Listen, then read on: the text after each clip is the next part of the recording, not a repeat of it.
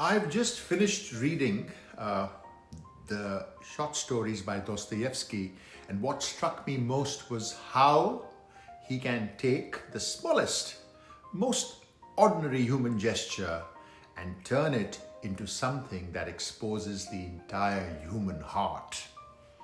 These stories are not simply narratives. They are little moral earthquakes.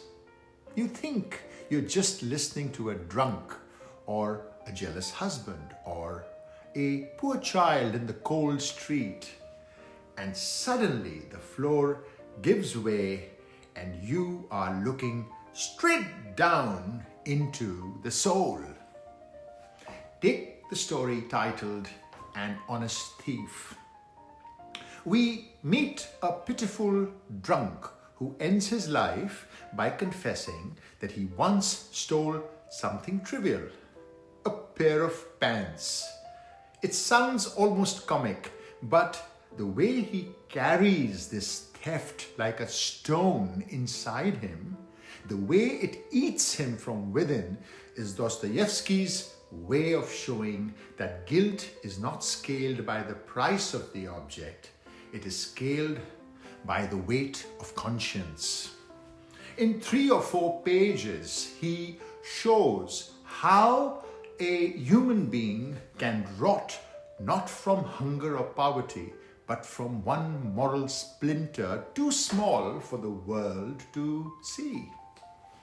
Then in the next story, titled A Novel in 9 Letters, on the surface, a polite exchange of correspondence about a domestic problem, but the letters are written like shields, dense with courtesy, thick with respect, and that politeness is actually the mask over anger, envy, and hurt pride. The form itself is a weapon. Dostoevsky is brilliant at showing how we lie most effectively, not when we scream, but when we are civil. In the story titled An Unpleasant Predicament, a high official barges drunkenly into a poor man's wedding and begins giving lofty moral speeches about dignity and goodness. It is almost farce, but the farce is horrifying because you recognize this modern type perfectly.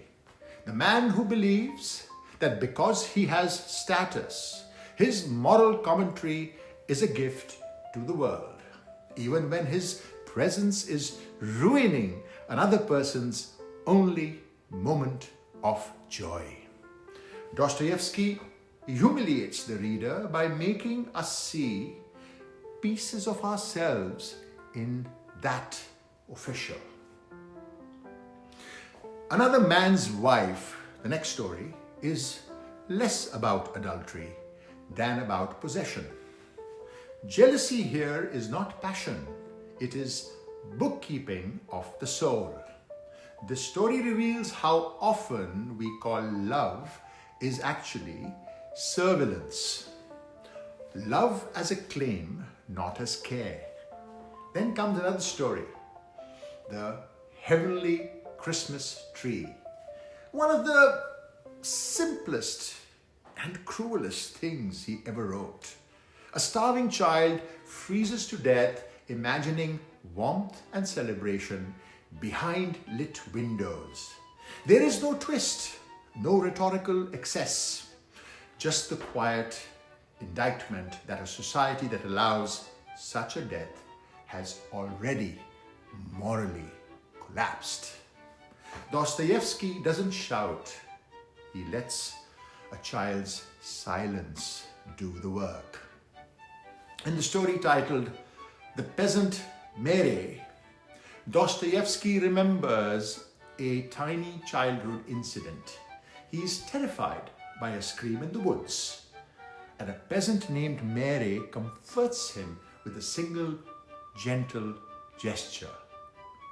Nothing happens, and yet the memory becomes a proof that goodness is not an idea, but a touch, something that leaves a permanent warm scar on the memory. Then the cluster of satirical pieces follow in the book.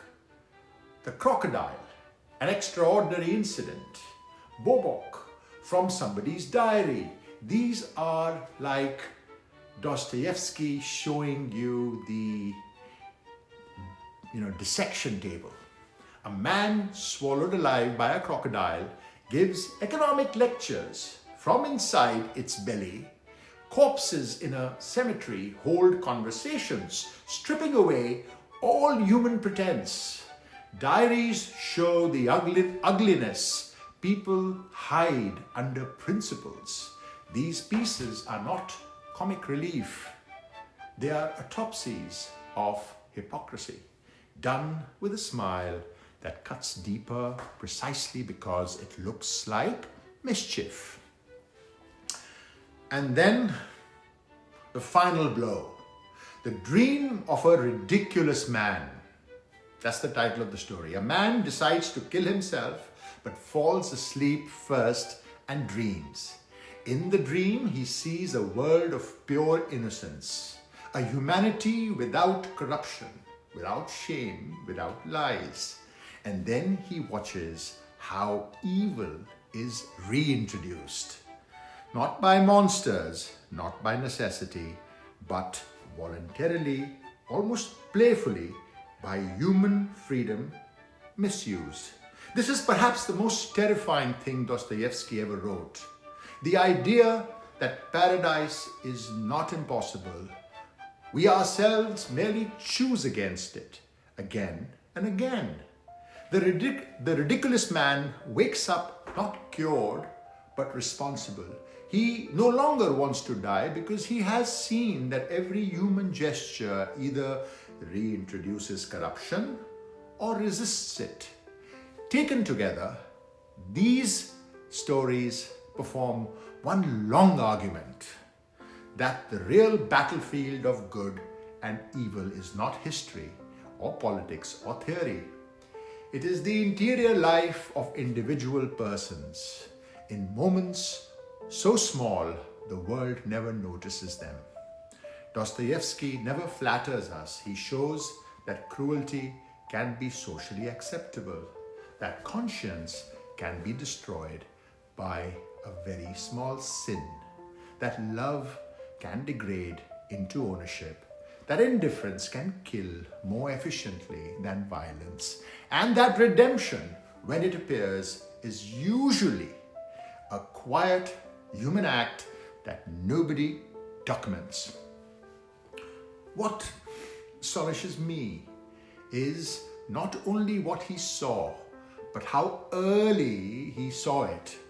These stories are old in date, but they describe states of soul that feel like yesterday, like tomorrow, like this afternoon. He writes as if human nature has not changed and will not change, which may be his most frightening and most accurate claim. And so by the time we reach the dream of a ridiculous man, it feels like a moral destination of the whole book. Paradise is real but fragile, and what destroys it is not fate but us. Dostoyevsky leaves us not with a sermon but with a burden that the tiniest interior choices scale outwards into entire worlds. That is what these stories do. They shrink the stage to a room, a letter, a wedding, a street corner, and then they enlarge the stakes to the level of the soul. Few writers have ever seen us so clearly.